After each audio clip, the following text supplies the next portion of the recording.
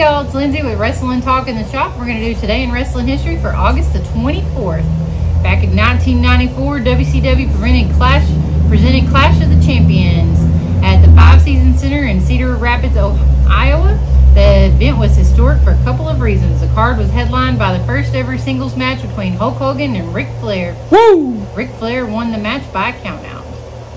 Additionally, Ricky the Dragon Steamboat defeated Steve Austin to win the WCW United States Championship.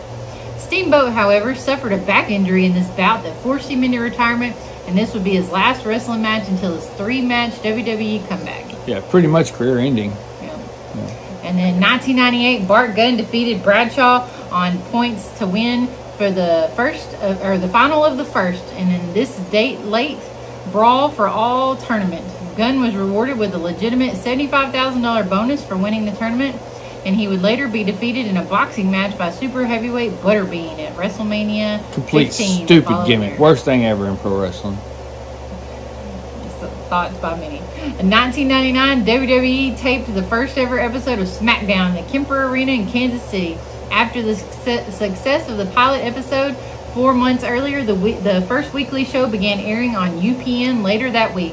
The show was headlined by Triple H defeating The Rock after interference from special referee Shawn Michaels. And they thought that was going to set up like the program between Shawn Michaels and The Rock, but they had heat with each other with the way Shawn Michaels treated The Rock's grandmother in Hawaii.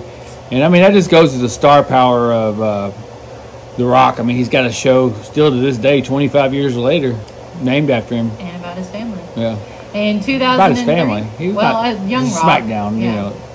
Well, I'm talking about the SmackDown television shows.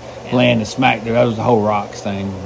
Yeah. Anyway. And in 2003, WWE SummerSlam came from American West Arena in Phoenix, Arizona. The SmackDown event saw Kurt Angle defeat Brock Lesnar to retain the WWE Championship. The World Heavyweight Championship was defended in the second ever Elimination Chamber match. Champion Triple H was noticeably carrying a significant injury into the bout, and he stayed out of the action until the very end when he pinned Goldberg to end the bout. Randy Orton, Kevin Nash, Chris Jericho, and Shawn Michaels also took part in the 6-man match. On this day, legendary British commentator Ken Walton, the voice of British wrestling in its heyday, passed away from a stroke just days after his 86th birthday.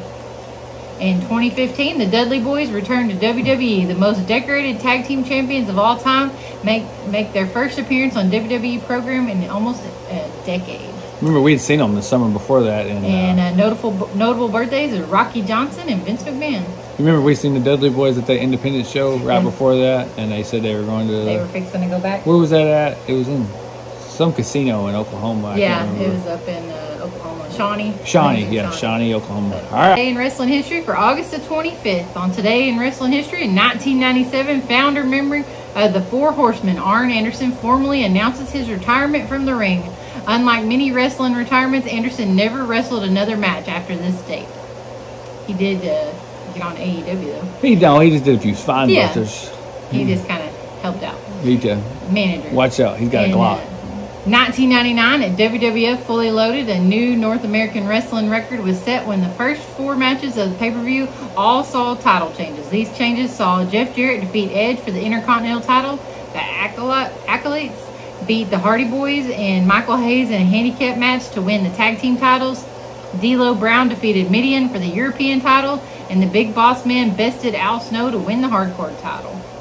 In 2002, WWE SummerSlam 2002 took place at the Nassau Coliseum in Uniondale, New York. At the event, Brock Lesnar became then the youngest WWE champion of all time when he defeated The Rock just a month after his 25th debut and less than 6 months after his WWE debut. Also, Shawn Michaels took part in his first WWE match since WrestleMania 14 in 1998 when he faced and defeated Triple H in an unsanctioned street fight.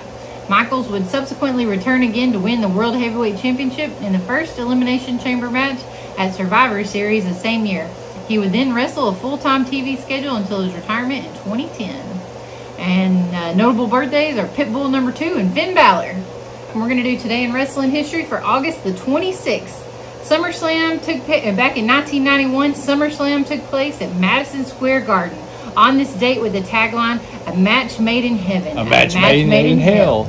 The first part related to the in-ring wedding of Randy Savage and Miss Elizabeth, whereas the latter was Hulk Hogan and Ultimate Warrior versus Sergeant Slaughter and Colonel Mustafa and General Adnan. It also featured Bret Hart winning his first ever Intercontinental Championship. In 2002, on Raw, Brock Lesnar declared that he would only defend the WWE Undisputed Championship on SmackDown from that day forward, thus leaving Raw effectively without a world champion. Raw General Manager Eric Bischoff would remedy this in the next week by receiving WCW's Big Gold Belt and presenting it to Triple H as Raw and WWE's first World Heavyweight Champion. In 2007, SummerSlam, the biggest party of the summer, marked its 20th edition this year. The card featured a 12-woman battle royale, John Cena versus Randy Orton, the return of Rey Mysterio and Triple H, both having been sidelined due to injuries. And interesting fact, there were no tag team matches on that show at all. And notable birthdays are Petey Williams. And that's going to wrap it up for today in wrestling history, guys. Thanks for watching. Like and subscribe, and we'll catch you tomorrow.